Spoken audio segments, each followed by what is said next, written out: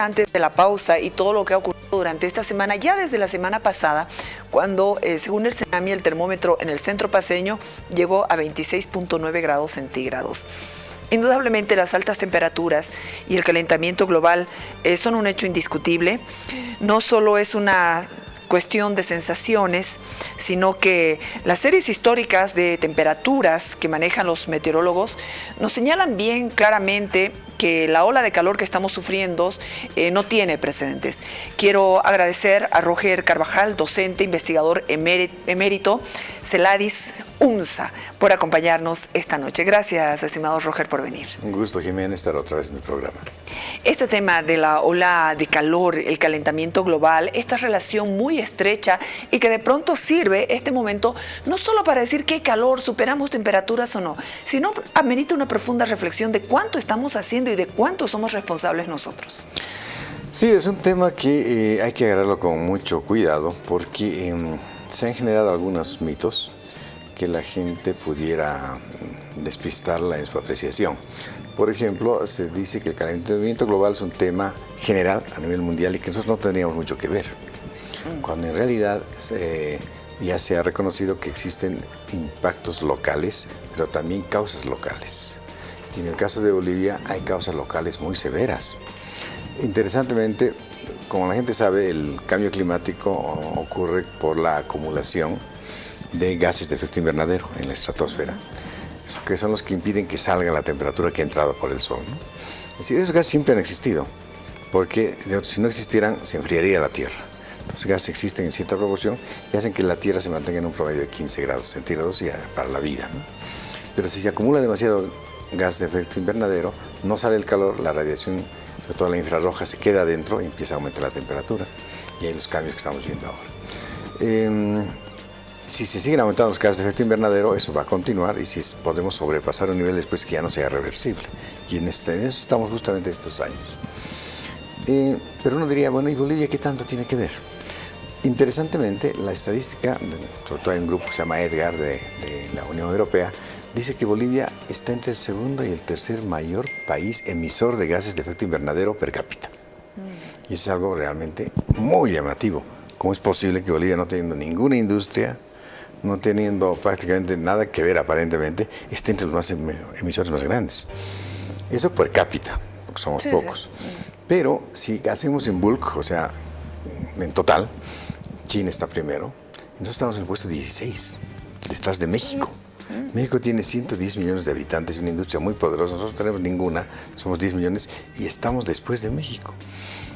¿Cómo es que estamos emitiendo tanto gas?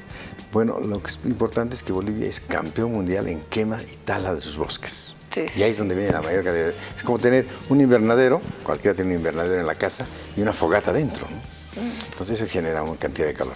Pero además eso genera ceniza, hollín, que está afectando las nieves andinas para que se derritan más y además no hagan el efecto albedo, que es el de rebote de la radiación hacia la estratosfera.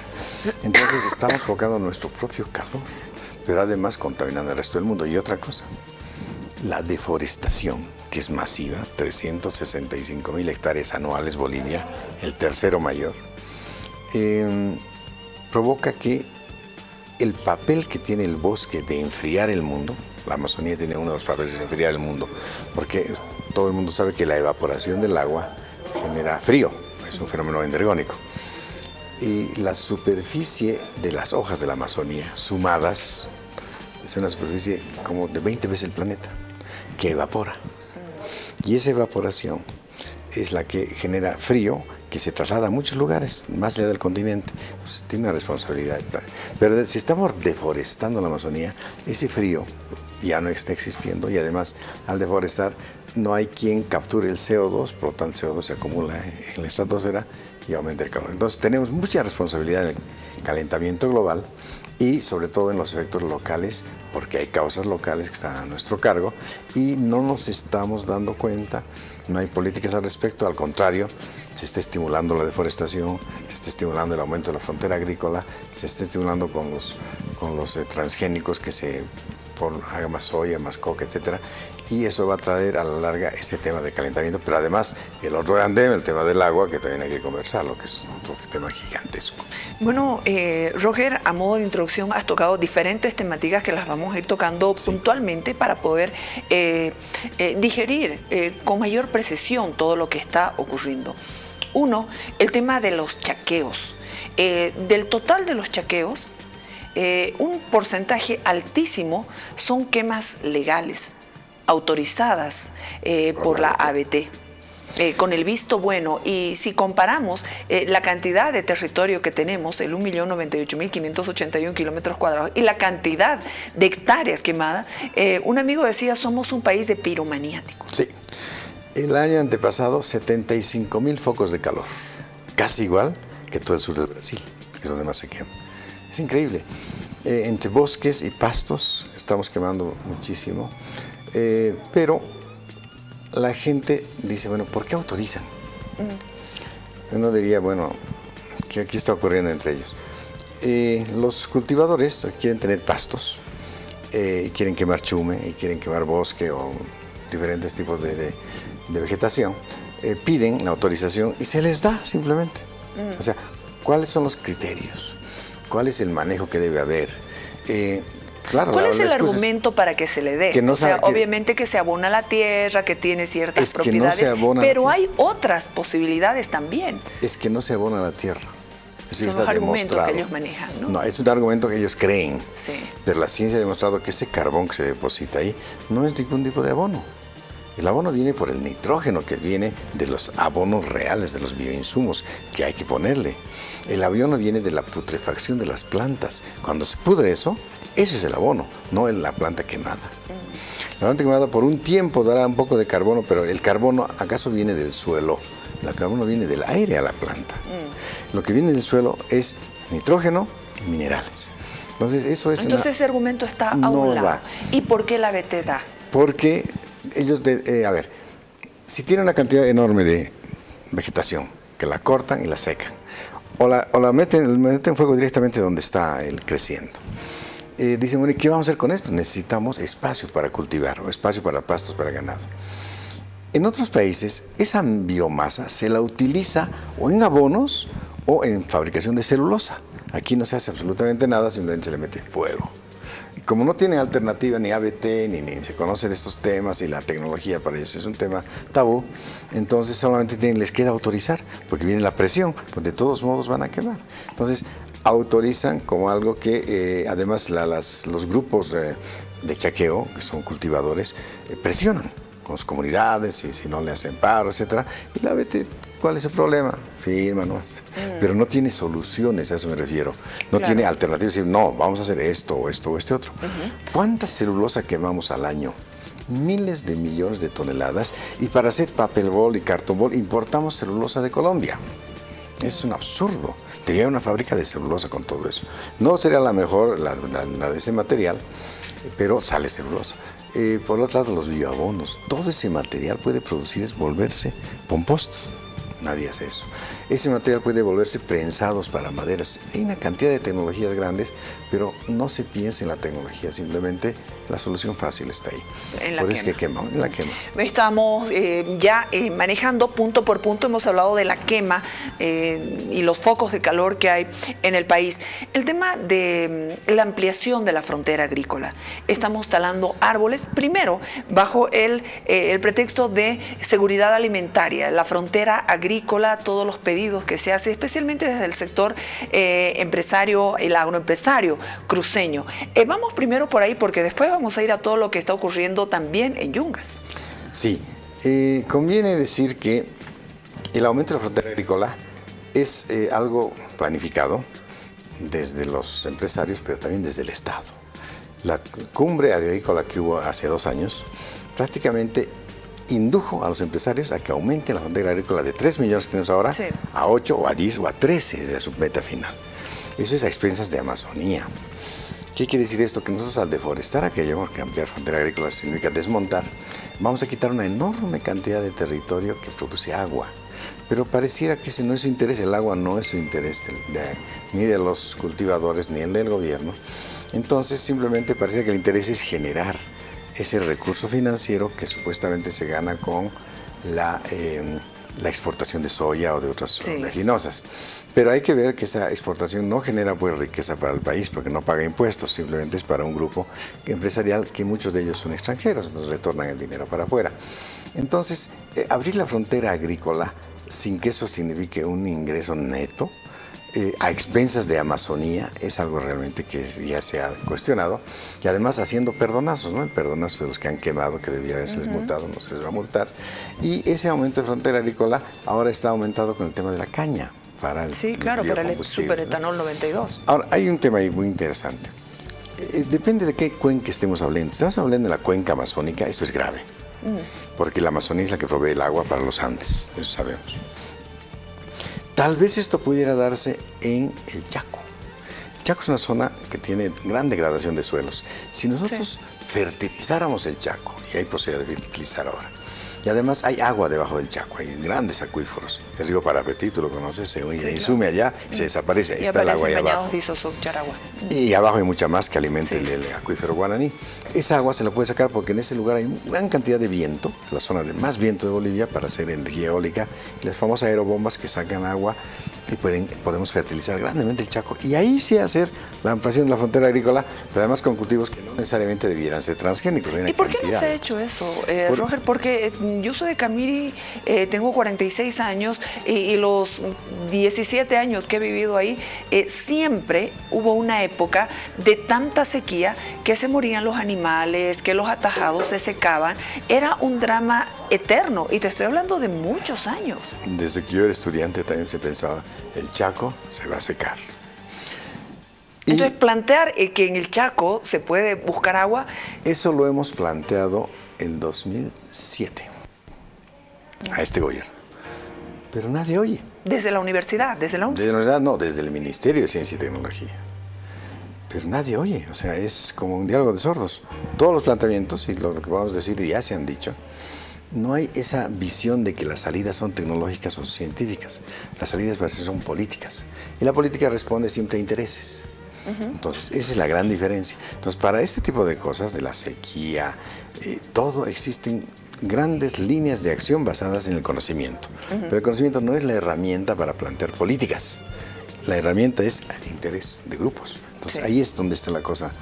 Porque en el caso de la coca viene a ser algo parecido. Si nos vamos a Yungas, por ejemplo, ¿por qué es tan importante que haya tantos árboles y que no se sigan talando árboles en Yungas? Como lo que está ocurriendo ahora. Todo el mundo, sabemos esto, que el agua que viene a los Andes sale del Atlántico y la arrastra los bosques. Los bosques tienen esa misión de el vapor del agua del océano lo precipitan y luego bombean otra vez al aire, porque es función del árbol. Así, digamos, tiene capacidad de sacar nutrientes del suelo bombeando el agua hacia arriba y luego libera sustancias químicas que hacen que el agua no se vaya, se quede como nube y vuelva a llover. Y el viento va arrastrando poco a poco y ese ríos aéreos que se llaman de la Amazonía, ya muy conocidos, llegan hasta los Andes, ahí se precipitan y se generan los ríos y parte pasa al otro lado y son el agua de la que vivimos, La Paz, Oruro, Cochabamba. Pero cuando llegan ya a los Andes, a las estribaciones, está todo deforestado. Y entonces ya no sube la cantidad de agua que debe subir. El agua que estamos recibiendo en este tiempo es agua polar, no es agua de la Amazonía. Entonces, ¿quiénes son los responsables? Son los que han talado los yungas. Son los mismos yungueños que para sembrar un cato de lo que sea, meten fuego y se quema todo el cerro. Entonces uno va por avión o por lo que sea y ve los cerros pelados. Por todos lados, coca por aquí, coca por allá, que además sabemos que la coca necesaria para el cultivo de la cuillico en Bolivia, hemos hecho el cálculo nosotros con toda la precisión, no son más de 1000 hectáreas y están sembradas 36.000 en Bolivia. Entonces, ese área de los yungas se está desertificando, se está secando, ellos mismos ya no tienen agua, en Coripata ellos saben de que no hay agua, dicen, ¿qué hacemos? Ya no llueve. Claro, pues ya no hay bosque, el bosque es el que trae el agua. Claro, y no llueve acá en La Paz. Y ya no llueve tampoco en La Paz. Entonces, todo ese tipo de conocimientos debiera transmitírseles a ellos. Hemos estado haciendo algunas reuniones con los yungueños para decirles, ya no tienen que talar, porque ustedes mismos van a ser los perjudicados y también los Andes.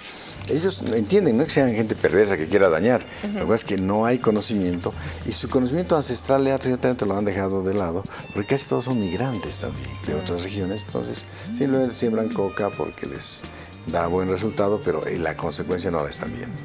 Ahora, ya la Organización Meteorológica Mundial ya advirtió de la relación entre el calentamiento global y la ola de calor. Estamos hablando, por ejemplo, cuando el 2016 resultó ser el año más cálido del que se tenía constancia después de 1850. Exacto. Estamos avanzando a un lugar donde prácticamente, ¿en qué vamos a terminar todos? Sin agua, sin alimentos. Exacto, y con muchas enfermedades. Es decir, una de las consecuencias mayores del cambio climático es el tema del régimen hídrico, el régimen de lluvias, se altera por completo. Grandes sequías o lluvias enormes con grandes inundaciones, muerte de animales, etc. Los cursos de agua se alteran, se contaminan. Bueno, el drama es bien complejo, pero además intercomunicado. Unas cosas generan otras, otras y otras. Por ejemplo, uno dice, vamos a aumentar la frontera agrícola, le vamos a meter urea para tener nitrógeno. Pero la urea genera grandes cantidades de anhídrido carbónico y de óxido nítrico. Y es un gas de efecto invernadero. Sí, claro. O vamos a quemar para tener vacas, y las vacas generan grandes cantidades de metano, también efecto invernadero. O sea, en lugar de estabular las vacas y utilizar todo ese producto del estiércol para el abono, no, lo dejamos que esté en el campo y ahí vayan liberando, ¿no? Entonces, o no hay conocimiento o no hay voluntad. Pero las soluciones existen para deliberarlas y hacer el plan. Pero los planes no están hechos en base al conocimiento. Conoce el plan que hay de Agenda Patriótica, uno lo ve, el 2025, y uno se pone a ganas de llorar, ¿no? Todo está alrededor de la ampliación de frontera agrícola, de las grandes represas, sí, cuando son dañadoras, estrictas del medio ambiente. De las grandes represas hablaremos en otro momento, pero también son proveedoras de gases de efecto invernadero y calentamiento global. Ahora, con la ola de calor, y me gustaría tocar otro aspecto que está llamando mucho la atención y seguramente la gente va a escuchar atentamente. Casos de dengue en La Paz, mosquitos en La Paz. Eso es lo grave. A ver, las larvas de los mosquitos se crían en lugares de agua estancada. Y agua estancada hay en muchos sitios, pero para que se dé la proliferación se requiere cierta temperatura crítica, que existe a ciertas alturas en los Andes tropicales. Esa proliferación de mosquitos, de la Aedes aegypti concretamente, llegaba hasta ciertos niveles, pero ahora está subiendo. Hay en cada una de las cuencas que va de los Andes hacia la cuenca del río Beni, son cañadas grandes, y la temperatura está subiendo en cada una de ellas, y por lo tanto estos depósitos de agua y de larvas los encontramos cada vez más cerca de los Andes. Y en río abajo, ya cerca de la zona sur, y empiezan a haber mosquitos. Hay que ver si son los Aedes aegypti, son algunos otros, pero eso está mostrando que el cambio climático va a acercar enfermedades que eran esencialmente tropicales a las zonas altas. Ya se ha reportado malaria en el altiplano, sí, sí, en Tarabuco concretamente, ya se ha visto que hay. Pero esto de los mosquitos, con de Aedes aegypti y los otros también van a llegar a cualquier momento porque el calor está sostenido. O sea, ¿en qué se demuestra el cambio climático, el calentamiento global? No es que haya un día caliente, sino que hay más días calientes, más frecuentemente y de manera más sostenida. Eso dice, bueno, está cambiando el clima globalmente por un tiempo determinado, luego se repetirá más pronto, porque no se desaparecen. Entonces, todos estos indicadores que los climatólogos y los meteorólogos nos indican de que esto está subiendo irremisiblemente. Dengue es la demostración más interesante de que esto ha ocurrido, y en Caranavi tenemos ya 5 muertes. Sí, claro.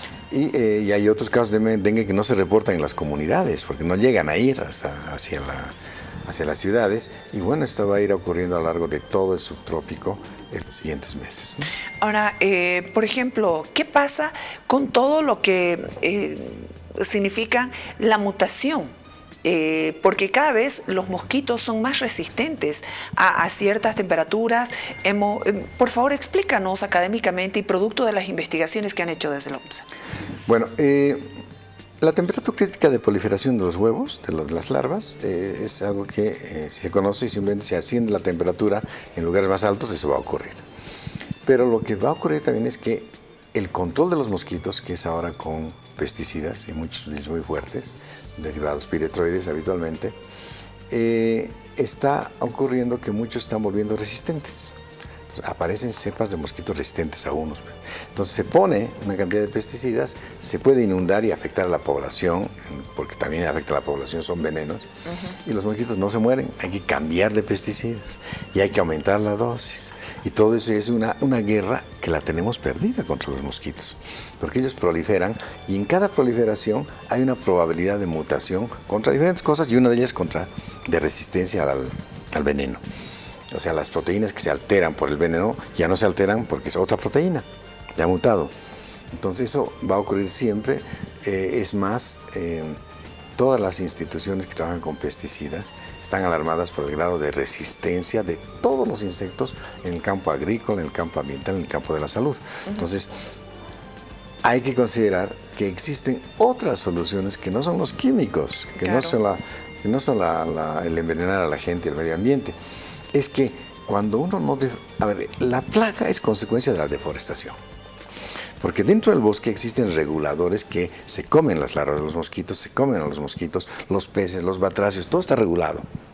Pero si nos quitamos bosque, todos los bioreguladores ya no están, entonces los mosquitos proliferan en grandes cantidades. Todas las plagas son obra humana. Sí. Si nosotros tuviéramos otro plan de manejo del bosque, hasta en las propias ciudades, permitir que haya foresta, porque no va a Caranavi, es como el Alto, nada más que caliente. No hay ni un árbol en las calles, todo esto es un desastre. Entonces, y a los alrededores también están muy talados. Entonces, obviamente, no va a haber quién controle las larvas y ahí vienen y hay que meterles mucho químico y todos nos estamos envenenando. Bueno, en este momento estamos soportando altas temperaturas, también cambios de temperaturas. Yo estaba leyendo sobre el fenómeno equinox, el que nos estará afectando en estos días, y la explicación es que se debe a que el Sol se encuentra directamente encima de la línea del Ecuador. Háblanos, por favor, científicamente, ¿de qué se trata esto? ¿Cuánto de real es este tema? Bueno, no es que esté... Todos sabemos de que la Tierra, al dar la vuelta alrededor del Sol, tiene una inclinación. La Tierra no gira sobre su eje vertical, perpendicular a la órbita. Está inclinada. De eso ocurre entonces que la Tierra en esa inclinación, en algún momento el hemisferio sur está más cerca del Sol y el norte más lejos. Entonces para ese norte será invierno, para el sur será verano. Y al dar la vuelta al otro lado, pues el norte estará más cerca y el sur estará más lejos, ¿no es cierto? Entonces en el equinoccio de verano, precisamente ahora nosotros estamos muchísimo más cerca del Sol. Y a esto obviamente se debe el aumento de temperatura, pero si a esto se agrega el fenómeno del calentamiento global, o el cambio climático, entonces todo se ha multiplicado. Y eso estamos recibiendo ahora, esa cantidad de calor en este momento, ¿no? Qué grave. Bueno, te agradezco mucho. Por favor, permítenos en este momento, aprovechando tu presencia, algunas recomendaciones a la gente. Mantenernos hidratados, porque las altas temperaturas obviamente tienen un proceso de deshidratación para las personas. Mucho se habla de que tenemos que tomar 2 litros, 3 litros de líquido al día, dependiendo de nuestra edad, de nuestro peso, la presión arterial. Todos estos aspectos me gustaría que por favor cerráramos esta entrevista con todas estas recomendaciones. Sí, cuando incrementan las temperaturas así de manera sostenida, el cuerpo humano se defiende con el sudor y con la perspiración, bota agua por la respiración. Entonces, esta evaporación que ocurre en la piel nos enfría. Así mantenemos la temperatura, pero perdemos agua en ese mecanismo. Esa pérdida puede ser muy grande. Hay gente que son litros que se han evaporado y la gente no se da cuenta y se deshidrata, pero no toma conciencia de la deshidratación. La deshidratación se manifiesta de varias maneras.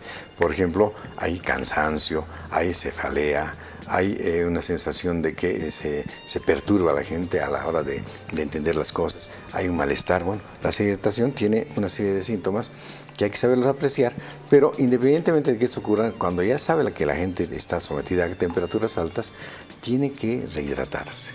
Aunque no siente estos síntomas, tiene que rehidratarse porque empieza a alterarse la función renal, es lo más grave. Y los niños, todos los bebés, pues no se dan cuenta que están deshidratados y no saben, simplemente lloran. Y lo que hay que hacer es hacer una hidratación de acuerdo a su peso y todo lo que. Ahora, además se pierden sales, no es solo agua. Se pierden sales en el sudor. Pues hay que reinstalar la cantidad de cloruro de sodio fundamentalmente y también potasio. Hay que comer frutas que tienen mucho potasio, plátano, tomate, cantidades de esto.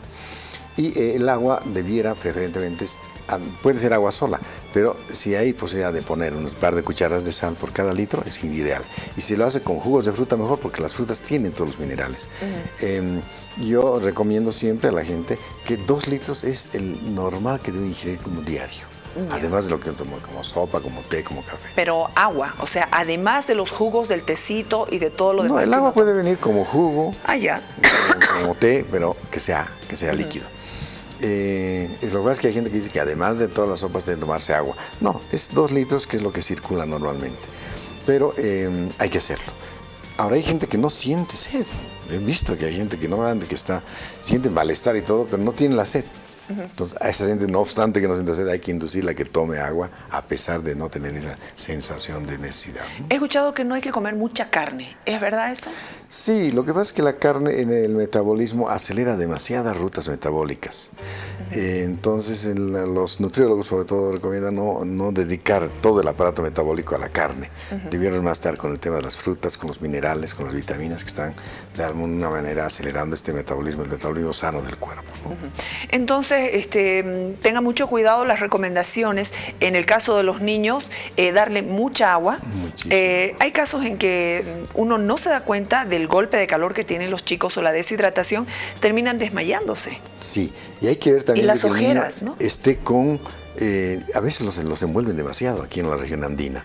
Les ponen ropa de lana y No hay no que se dan cuenta. tanto. Tienen que estar la mamá sobre todo y darse cuenta que ese calor que siente puede estar sintiendo el niño, soltarle un poco las prendas, que se ventile un tanto y eventualmente también, bueno, el baño cuanto más frecuente sea es mucho mejor, nos permite liberarnos de la cantidad de toxinas, sales y agua que se ha filtrado, de modo que la salud esté permanentemente ahí como parte del comportamiento, sobre todo en las familias, ¿no? Muchas gracias, Roger, por acompañarnos esta noche en un tema tan importante, tan actual y obviamente acá tenemos que hablar desde el punto de vista académico, científico, producto de investigación, porque si no hay tantos expositores de todo que tenemos que tener mucho cuidado a la hora de llevarle esta información al ciudadano, Roger.